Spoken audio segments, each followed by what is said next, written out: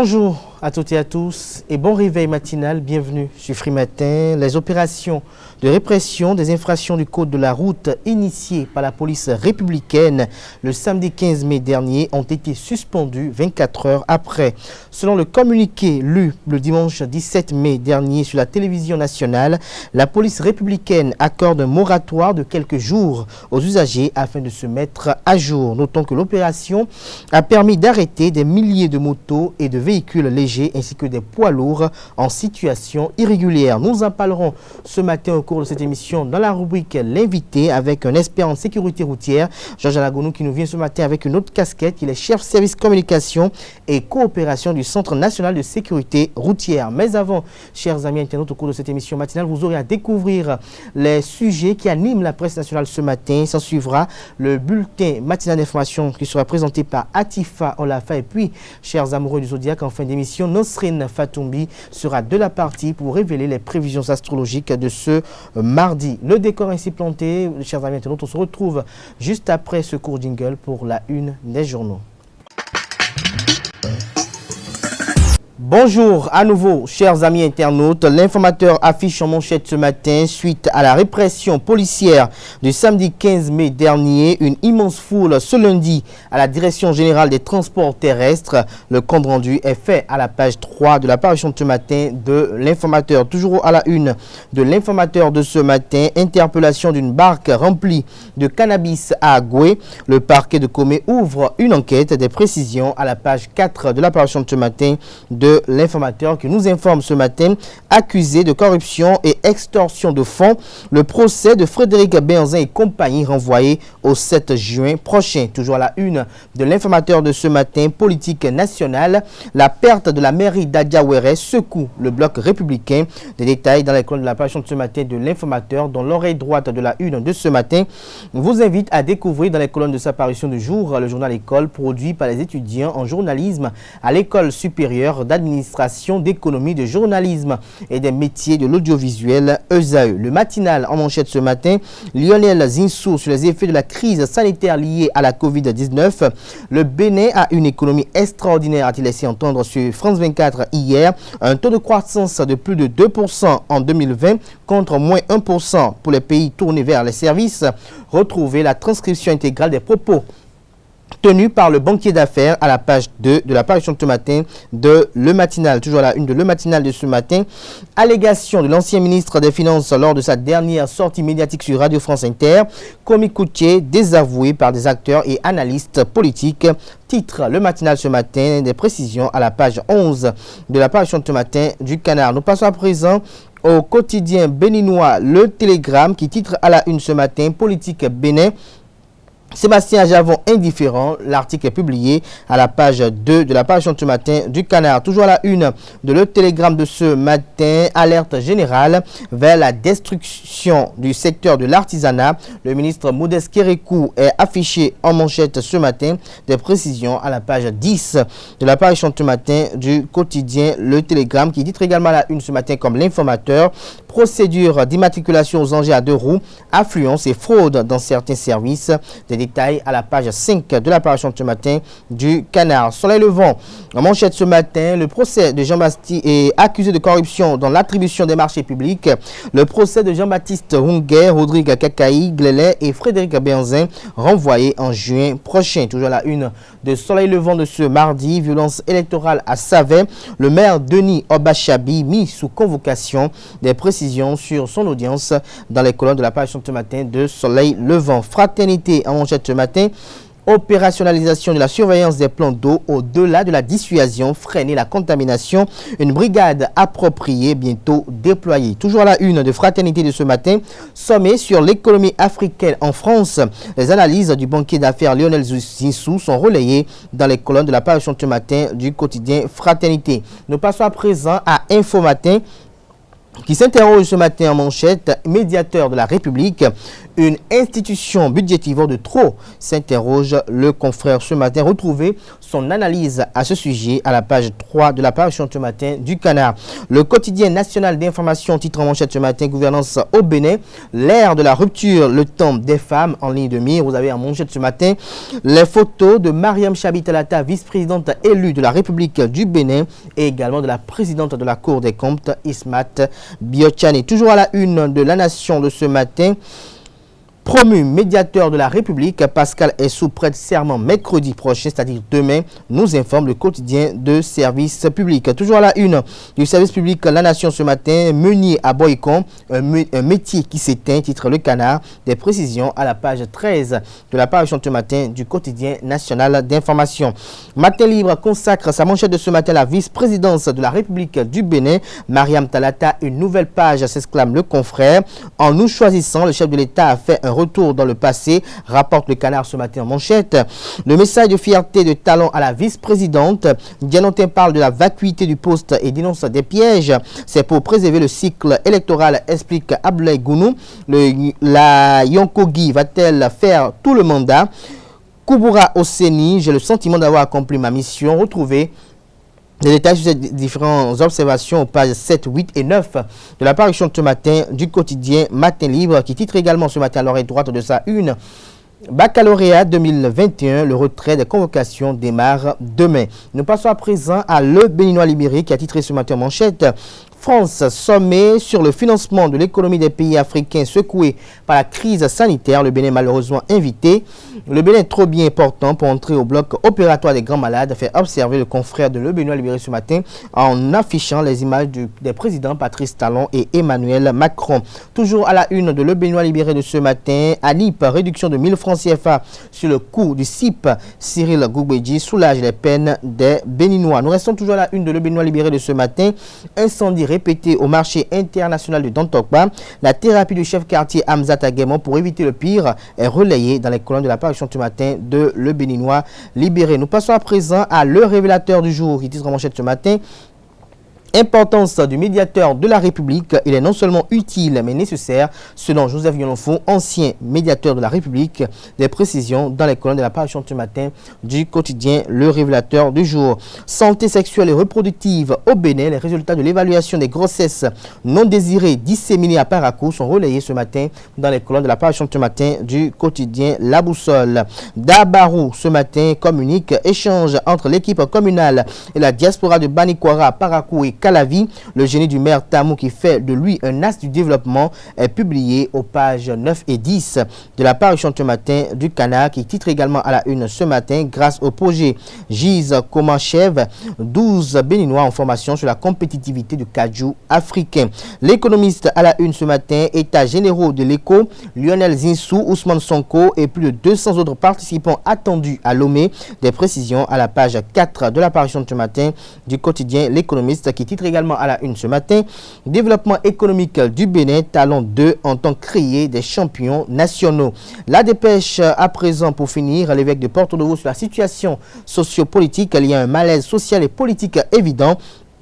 À en croire Monseigneur Aristide Gonçalo, retrouver l'intégralité de ses propos recueillis et transcrits par le confrère de La Dépêche à la page 3 de sa parution de ce matin. Toujours à la une de La Dépêche de ce matin, Bénin Éducation, les listes d'inscription des candidats au brevet de titre du premier cycle 2021 disponibles en ligne.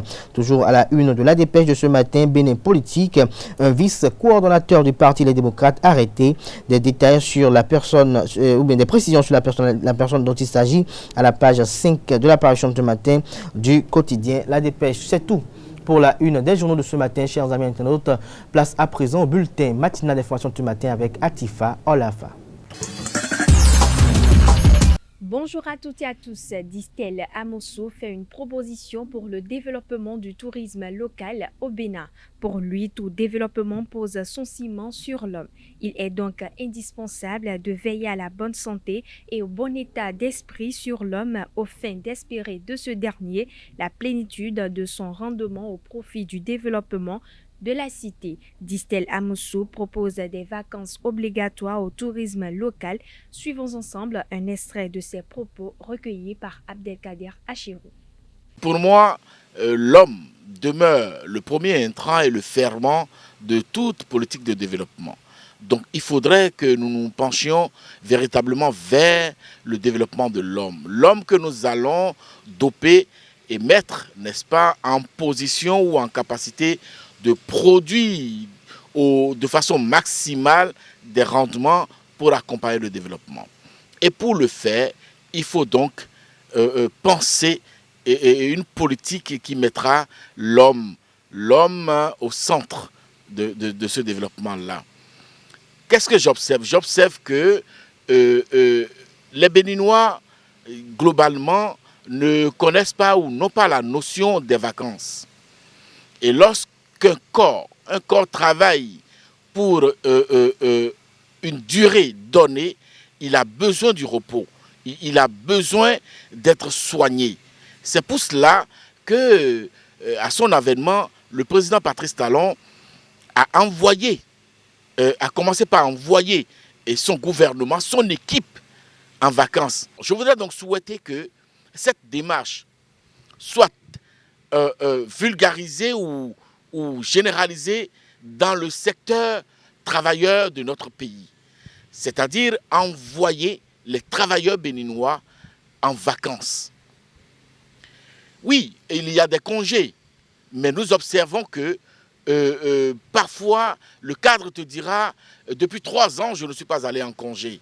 Et dans le secteur privé, il y en a même qui vendent leur congé contre le pécule à leurs employeurs. Du coup, le corps ne se repose plus. Et au même moment, l'employeur ou l'État attend de ces acteurs du développement un rendement maximalisé ou maximal. À partir de ce moment, le corps flanche. Et c'est le palu, et c'est les maladies, et c'est le stress, et c'est l'AVC au pire des cas. Dans ce cas-là, l'homme ne répond plus aux besoins du développement.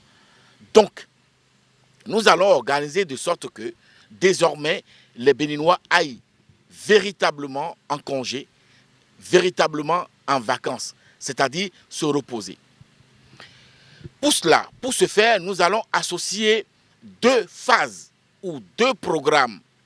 Le programme du bilan de santé généralisé, c'est-à-dire que au moins une fois l'an, le fonctionnaire ou l'agent de l'État puisse faire son check-up, son bilan de santé, n'est-ce pas? Déterminer les pathologies dont il souffre ou dont il pourrait souffrir, les diagnostiquer à temps et procéder donc au traitement de son corps, de son mental. Ceci dit, après le check-up de santé ou le bilan de santé, on va créer un environnement économique autour de notre tourisme. Force est de constater que certains Béninois, ceux qui en ont les moyens, peuvent s'offrir des vacances ou des congés dans d'autres pays, en Côte d'Ivoire, en Europe aussi. Mais il n'est pas rare de constater que des Béninois vivant à Cotonou n'ont jamais mis pied à Nati Tengou, n'ont jamais connu, n'est-ce pas, les montagnes de Dassa ou les mamelles de Savet. Il y en a qui ne connaissent pas Penjari, par exemple. Alors que le programme de gouvernement incite à la promotion du tourisme dans notre pays. Alors, qu'est-ce que nous allons faire? Nous allons copier un peu sur le modèle chinois. Et parce que il m'a été donné de constater en Chine que les visiteurs, le nombre de visiteurs journaliers de la muraille de la Chine est constitué de plus de 60% de Chinois qui viennent découvrir ou redécouvrir leur patrimoine culturel et touristique que constitue la grande muraille de la Chine. Nous pourrions faire la même chose, nous pouvons faire donc la même chose en incitant à travers un programme bien élaboré, bien défini par une agence gouvernementale par exemple, pour, n'est-ce pas, associer des voyages de découverte de nos sites touristiques, des voyages au profit des travailleurs, une fois l'an par exemple. Et ceci pourrait partir de la cotisation de chaque travailleur sur son salaire, constitué dans une caisse au niveau de l'agence qu'on pourrait créer à l'occasion, ou une agence qui existe à qui on pourrait, n'est-ce pas, attribuer ce projet. Alors ça fait que, une fois là, les travailleurs béninois auront la possibilité d'aller faire le bilan de santé obligatoirement, mais aussi d'aller découvrir le site touristique béninois de leur choix. Ça nous permettra déjà de connaître nous-mêmes, de nous connaître et de connaître nos sites touristiques, l'histoire ou l'historique qui l'entoure ou qui les entoure. Ce faisant, nous allons disposer de ferments de développement, c'est-à-dire d'intrants de développement qu'est l'homme en bonne santé physique et mentale. Voyez-vous. Et en plus, nous allons de ce fait donner de l'allant à la promotion touristique de notre pays. Et nous allons, ce faisant, également créer une petite économie locale autour de ces sites touristiques. Donc c'est un projet que je pense comme ça et que je voudrais partager avec les Béninois, avec tout le monde, pour que la réflexion se poursuive autour de ce projet-là, pour que l'État béninois puisse se l'approprier et voir, n'est-ce pas, après les études, quelle serait la faisabilité ou dans quelle mesure rendre ce projet dynamique. Restons avec Distel Amoussou qui recommande à l'exécutif la mise en place de réformes pour parfaire le modèle musical du Bénin. Il en est de même, il pourrait en être de même pour le secteur culturel ou musical. Parce qu'aujourd'hui, c'est un secteur qui est perçu comme un secteur social. Mais c'est faux. Le secteur culturel ne peut pas ou ne devrait pas être considéré comme un secteur social où l'État jette par exemple 5 milliards par an pour ne rien attendre. Depuis 1960 par exemple, le Bénin n'a pas une identité musicale. Voyez-vous, quand on joue la rumba, on connaît d'où ça vient. Quand on joue le dombolo, on sait d'où ça vient. Et quand on joue une musique nigériane aujourd'hui, même si c'est interprété par un Béninois, on vous dira l'origine de cette musique. Il faudrait que désormais, on puisse créer, n'est-ce pas, autour de la culture béninoise également, le modèle économique approprié pour que ce secteur-là ne soit plus considéré comme un secteur où il faut agir par mécénat, où il faut agir par pitié, où il faut agir pour répondre au social. Il faudrait donc réfléchir à tout ça. Le coût de certificat d'identification personnelle CIP passe de 2 500 francs à 1 500 francs pour les non plastifiés et de 2 800 francs à 1 800 francs pour les plastifiés. Ainsi, en a décidé l'Agence nationale d'identification des personnes ANIP. Selon un communiqué du gestionnaire mandataire de l'Agence nationale d'identification des personnes ANIP à Kadjeron, mais plutôt dans les arrondissements de la commune de Cotonou où sont installées des unités d'appui à la formalisation des demandes d'actes de naissance sécurisées et de titres d'identité. Des campagnes foraines de délivrance d'état civil sécurisés sont également prévues dans les locaux, ministères et autres services publics qui seront également desservis à partir de mercredi 19 mai prochain afin de permettre aux fonctionnaires de se faire enrôler sans difficulté.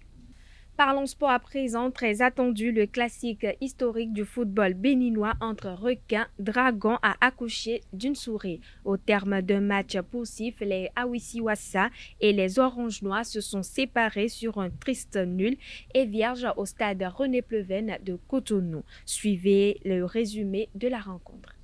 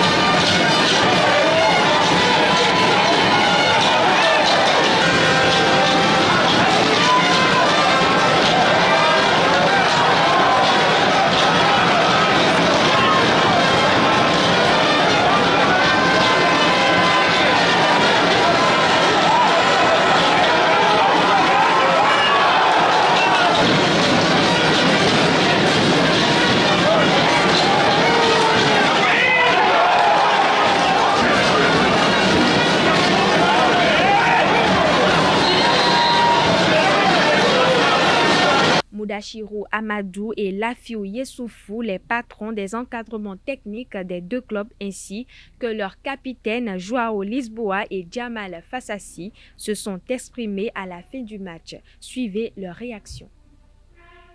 C'est l'un des matchs les plus importants de la saison. Déjà pour les deux clubs, les deux clubs mythiques quand même du Bénin.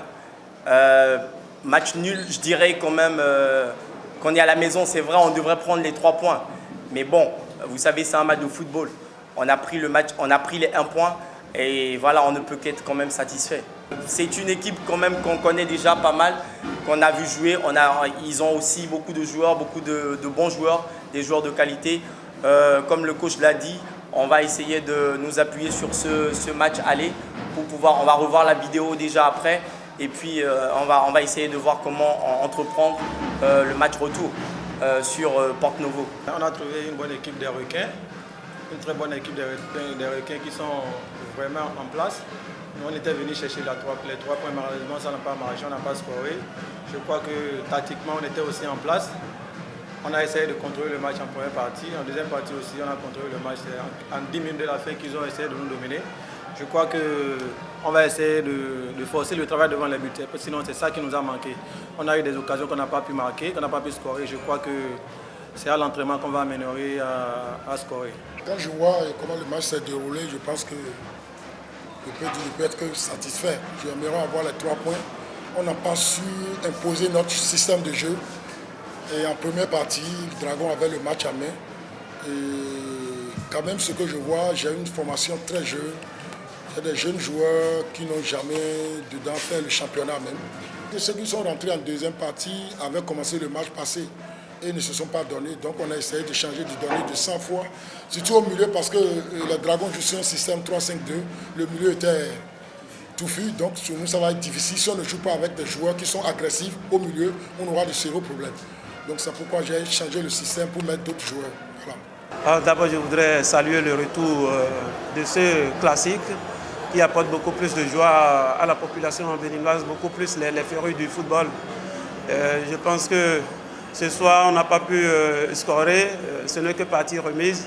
Nous allons continuer le travail pour y revenir. J'apprécie beaucoup l'équipe des requins de l'Atlantique. Et ils ont hermétiquement fermé l'arrière, ils n'ont pas relâché. Je pense que c'est un point positif à leur actif. Nous allons retourner travailler pour pouvoir revenir percer cette défense. À Lokossa, ESAE FC s'est imposé à Dynamo de Parakou sur la plus petite marge à Faisal Bachir. Une victoire qui soulage l'entraîneur Mathias Deguénon. Il est au micro de Anaël Dou.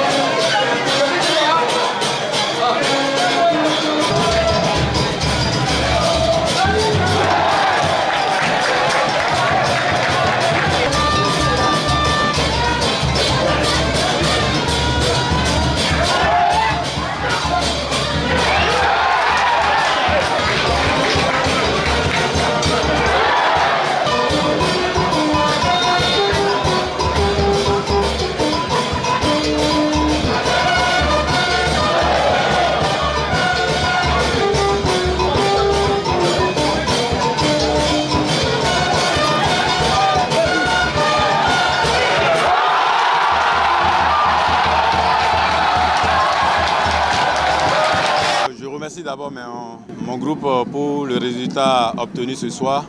Mais je crois que ce n'est pas un résultat gagné à l'avance parce que vous avez vu, ça a été un match très difficile pour nous puisque nous avons eu en face un adversaire qui est très athlétique, un adversaire qui a eu le temps de nous voir jouer et qui nous a empêché d'abord de produire le jeu en première mi-temps.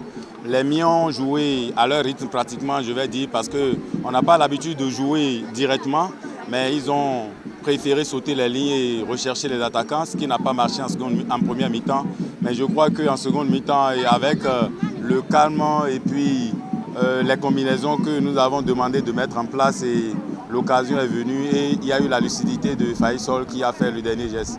On ne peut que rendre grâce. À AS Cotonou s'est relevé de sa lourde chute la journée précédente, 0 but contre 4 sur le terrain de Zaïre. Le club de la CNSS a battu Ayema FC 1-0 à domicile grâce à Lot Wanvou, entraîneur de l'AS Cotonou, de son capitaine Nassiro Adamou et du milieu d'Ayema, Shedrak Avossé. Des propos recueillis par Colombe Rousseau et Samuel Aguia. Ouais, ce soir, je pense que dans les premières minutes, on a eu 2 occasions qu'on n'a pas su concrétiser. Et après, on a forcé. Et sur un contre, ils ont été réalistes et ils nous ont mis en danger. Et voilà, c'est ce qui s'est passé. On a perdu le match. Ça fait très très mal parce que nous avons l'objectif d'aller prendre la première place. Mais ce soir, c'est comme on le dit, c'est le foot. Soit tu perds, soit tu gagnes, soit tu fais un match nul. Ce soir, on a perdu. On ne va pas baisser la tête. On va continuer à se battre parce que l'objectif n'a jamais changé. On veut la première place et on l'aura grâce à Dieu. Ayema, ce n'est pas une petite équipe. On les a déjà suivis. On les a vus jouer 2 fois déjà. On les a vus au nord. On les a vus à Cotonou jouer. Et on s'est préparé. Il y a 3 joueurs qui jouent leur jeu.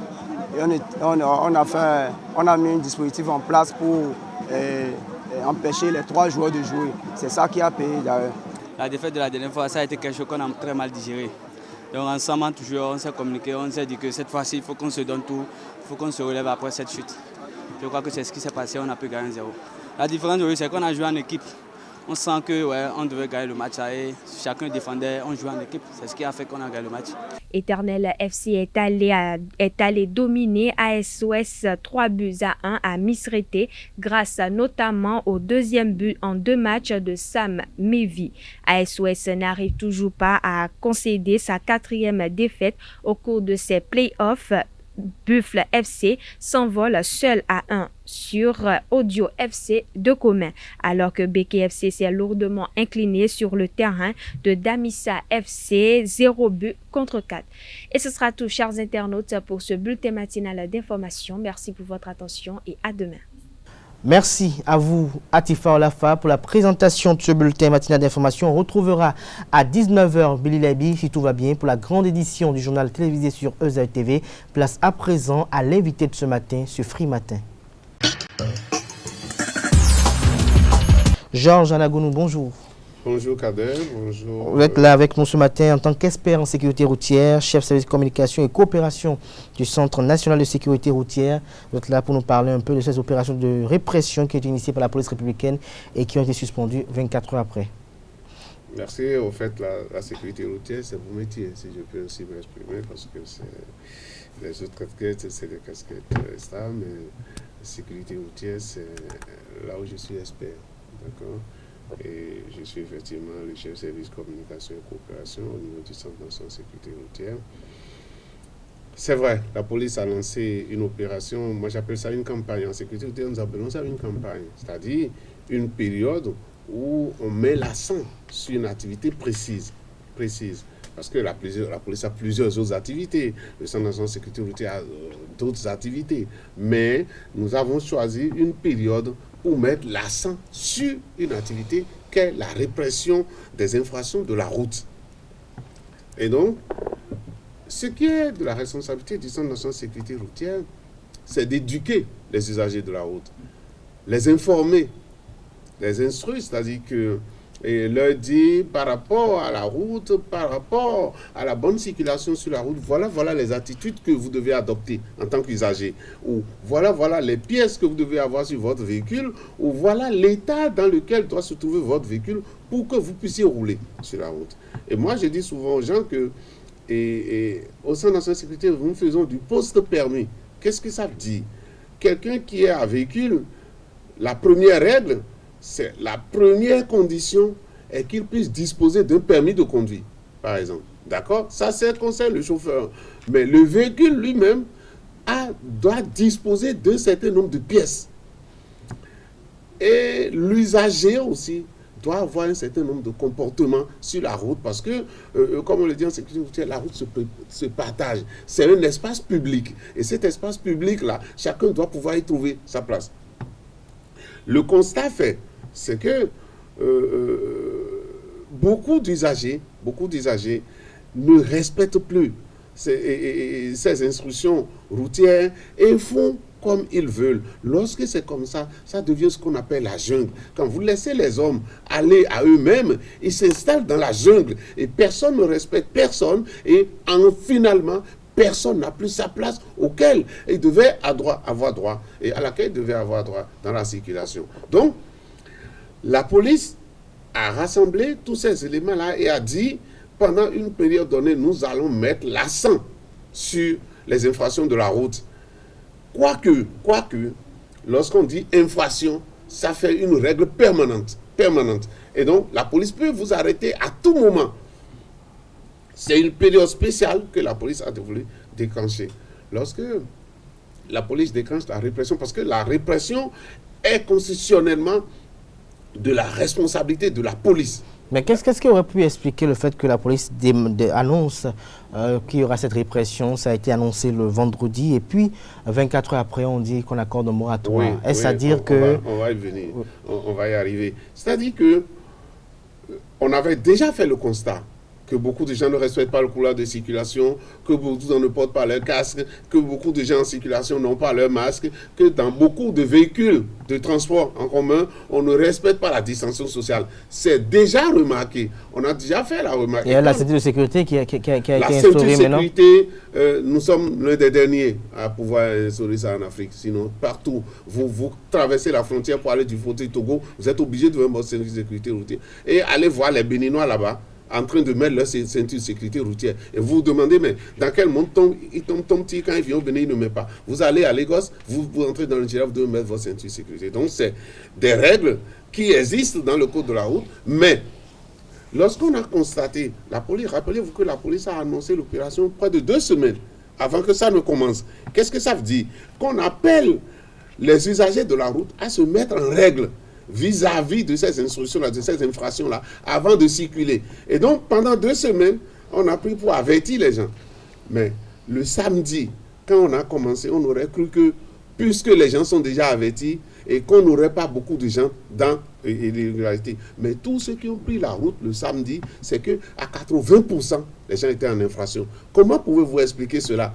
Et cela s'explique par l'absence répétée de pareilles campagnes de répression. Au fait, puisqu'il n'y a pas régulièrement de période de sanctions, rappelez-vous lorsque nous avions retenu avec la police qu'il faut créer les couloirs, les pistes cyclables que nous avons créées depuis Caravi-Talaba, depuis Caravi jusqu'à Cotonou, pour les voies qui en disposent, eh bien, les gens ont respecté pendant un certain temps. Mais l'homme est là. Quand on a relâché qu'il n'y avait plus de répression, vous voyez les motos sur la chaussée maintenant et vous vous dites, mais on est toujours dans quel pays? Donc, lorsque le samedi est arrivé, on a vu que beaucoup de gens traînent encore les pas. Beaucoup de personnes étaient encore en infraction.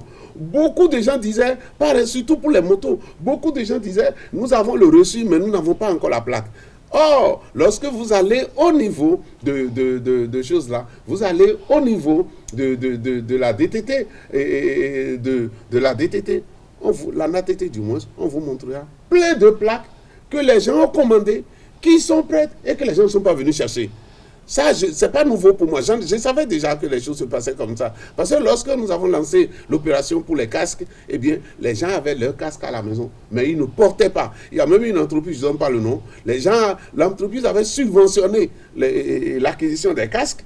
Les travailleurs ont participé, mais ils ne sont jamais allés chercher. Donc, lorsque nous avons lancé qu'on va réprimer le non-port de casque, ceux-là, ils se sont pressés pour aller chercher. Donc, on a remarqué que le samedi, il y avait encore plein de gens qui étaient dans... Nous avons demandé, nous n'avons pas récupéré, nous ne savons pas où aller chercher. Donc ça a fait que la police a dit, bon, si le directeur général de la police a dit, si c'est ça, nous allons suspendre, nous allons encore donner un moratoire aux gens. Mais, est-ce que parce qu'on a donné de moratoire pour le non-port de casque, que lorsque tu vas tomber, là, ta tête ne va pas se casser? Non, ta tête va se casser.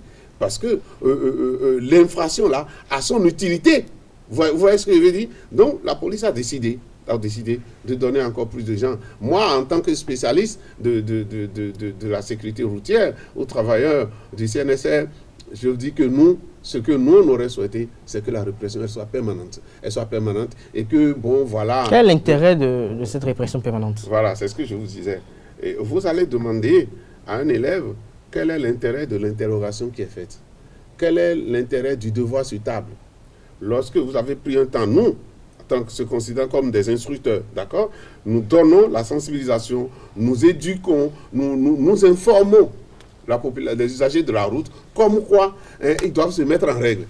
Mais lorsque vous êtes seulement en train de parler, et que la répression ne vient pas par la suite, c'est-à-dire le contrôle de ce qu'on avait ne vient pas par la suite, eh bien l'homme végète dans l'irresponsabilité. Donc les gens végètent dans l'irresponsabilité. Donc en sécurité routière, l'éducation routière, l'information routière, la sensibilisation doit être suivie de la répression. C'est obligatoire. Lorsque vous allez en France, les radars pédagogiques, les radars de répressifs du moins, sont permanents. C'est ça qu'on appelle les radars fixes. Ils sont fixés là. Donc à tout moment que tu passes là et que tu es en essai de vitesse, ça te prend. Vous allez voir que pendant le mouvement de Gilets jaunes, les gens ont profité pour casser des radars en France. Quand ils ont profité pour détruire des radars, eh bien, les gens ne respectaient plus à ces endroits-là la limitation de vitesse. La conséquence immédiate dans la sécurité routière, c'est quoi? C'est que ça a augmenté le nombre d'accidents et ça a augmenté le nombre de morts le mois qui a suivi. Donc, ça fait que l'État a pris d'autres dispositions à ramener encore des radars plus sophistiqués pour pouvoir faire. C'est pour dire quoi? Lorsque la répression n'existe pas, si nous laissons, vous allez voir, des gens ne vont même plus porter de casque au Bénin. Alors que pour nous, aujourd'hui, les gens ont déjà pris le pli parce que à 80%, 90%, les gens ont leur casque dans la circulation à Cotonou. Mais si la répression cesse complètement, ils ne vont plus le faire. Donc l'utilité de la répression, c'est pour venir rappeler, c'est pour venir dire à l'usager. Mais est-ce que vous pensez que ce que vous défendez là, pour presque finir, est-ce que vous pensez que ce que vous défendez là sera véritablement accepté dans la conscience collective des Béninois, par exemple le port de la ceinture de sécurité, lorsque vous demandez au respect, vous invitez au respect des couloirs de circulation, lorsque vous demandez à ce que désormais plus aucune moto ne soit sur une chaussée, alors que depuis un certain temps il n'y a plus de répression, ils ont commencé à prendre l'habitude de rouler sur la chaussée. Est-ce que vous pensez que tout cela va se passer convenablement sans grincement de dents? En tant qu'éducateur, je vois que au sein de notre sécurité routière, notre souhait est que, en l'absence de répression, les hommes puissent spontanément se mettre en règle. Parce que, puisque tu as décidé d'aller à moto... Puisque la ceinture de sécurité, c'est recommandé déjà au niveau des auto-écoles, au niveau de l'apprentissage à la conduite. Parce qu'on ne réprimait pas. Mais à l'auto-école, est-ce que c'est pas parce que déjà à un niveau donné, il y a quelques failles? Est-ce que c'est peut-être déjà pas au niveau des auto-écoles, par exemple, il y a des failles? La nature humaine, qui est d'abord sauvage. La nature humaine, qui est d'abord sauvage. Et celle qui ne veut respecter aucune règle. Et donc, si vous voulez la faire respecter, vous voulez lui dire qu'il doit respecter les règles, il faut y mettre la sanction. Quand la sanction vient, eh bien, ça oblige les hommes à avoir le comportement qu'il faut. C'est nécessaire de faire ça. Donc, nous avons foi au fait que si nous maintenons la pression avec la police en matière de sanctions, eh bien, les gens finiront par se mettre à règle. Et vous savez, ça, lorsque nous avions imposé le port de casque, lorsque nous avions imposé couloir de circulation, d'autres pays sont venus nous féliciter. Les Nigériens, par exemple, ont dit, mais nous ne savons pas comment vous avez fait. Et tout le monde respecte les pistes cyclables chez vous. C'est quelque chose qui, en matière de sécurité routière, est très important. Et donc, nous avons la conviction que nous n'allons pas lâcher au niveau de l'éducation, au niveau de la sensibilisation, au niveau de l'information, et que aussi de l'autre côté en matière de répression, la police aussi ne va pas lâcher l'affaire, ça va permettre aux gens. Parce que les conséquences, c'est quoi? Si vous avez votre casque et que vous faites un accident, vous tombez, vous avez 50% de chance pour que votre tête ne soit pas cassée. Si chacun respecte le couloir de circulation, vous avez la chance qu'il n'y ait pas de conflit entre deux roues et choses là. Donc, au finish, qu'il y ait moins de morts sur la route, c'est l'objectif final. Et à cause de ça, les gens doivent respecter les prescriptions routières. Les prescriptions routières. Merci à vous, Georges Anagounou. Est-ce que vous avez vent du temps que va durer ce moratoire accordé par la police? Non. Non, je pense que ce sera encore à la police de déterminer. Mais ce que nous savons, c'est que pendant ce moratoire-là, si vous tombez dedans, les gens doivent nécessairement vous arrêter. Et je peux le dire que les usagers ont compris parce que depuis le vendredi, nous n'avons plus de place au niveau du Centre national de sécurité routière. Hier, vous ne pouvez pas voir la file qui attendait pour faire leur visite technique. Donc, les gens ont entendu et les gens savent qu'il faut aller se mettre en règle. Il suffit seulement de leur mettre un peu de pression. C'était à l'instant Georges Anagounou qui nous vient ce matin sur la casquette de expert en sécurité, chef service communication et coopération du Centre national de sécurité routière. Chers amis internautes, à présent, nous allons installer Nansérine Fatoumi pour les prévisions astrologiques de ce matin. Chers internautes, bonjour et bienvenue sur le message des Astres Bélier, journée gratifiante dans l'ensemble. Une rencontre faite récemment pourrait vous apporter la stabilité dont vous rêviez depuis longtemps. Chers taureaux, vous ne manquerez pas de tonus et votre bonne humeur fera plaisir à voir. Cette journée est placée sous les meilleurs auspices et il n'est pas certain que vos proches puissent suivre votre rythme. Amis Gémeaux, l'ambiance professionnelle sera assez calme et vous pourrez travailler en bonne entente avec vos collaborateurs ou vos collègues. Le seul bénéfice de cette journée se trouvera dans le secteur matériel. Chers amis Cancer, peu de nouveautés dans votre travail. Cette journée s'annonce assez neutre sur le plan professionnel. Vous pourrez vaquer à vos occupations sans stress particulier, alors détendez-vous un peu. Natif du signe Lion, journée relativement ordinaire. Vos ambitions peuvent vous valoir la jalousie de vos collègues. Prenez le bon côté des choses, c'est qu'ils vous croient tout à fait capable. Vierge, aujourd'hui, de nombreux choix s'imposeront à vous. Si vous vous sentez perdu et que vous redoutez une erreur, prenez conseil auprès de vos collègues au travail. Amis Balance, vous irez au bout de vos projets professionnels sans vous laisser décourager par les obstacles ou les contretemps. Profitez de tous les bons moments sans arrière-pensée. Scorpion, l'ambiance sera dynamique. Réfléchissez bien avant d'agir car vous êtes un modèle pour certains membres de votre entourage.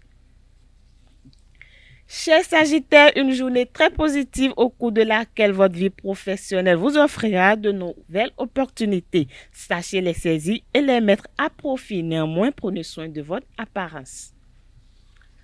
Capricorne, ne cherchez pas à compenser vos petites frustrations par une frénésie de dépenses. Soyez plus explicite concernant vos envies. Certains proches ne peuvent pas tout deviner. Avant-dernier signe du zodiaque chez Verseau, il est temps que vous appreniez à traiter l'argent exactement comme il le mérite. Surtout, ne croyez pas que c'est un Dieu tout-puissant.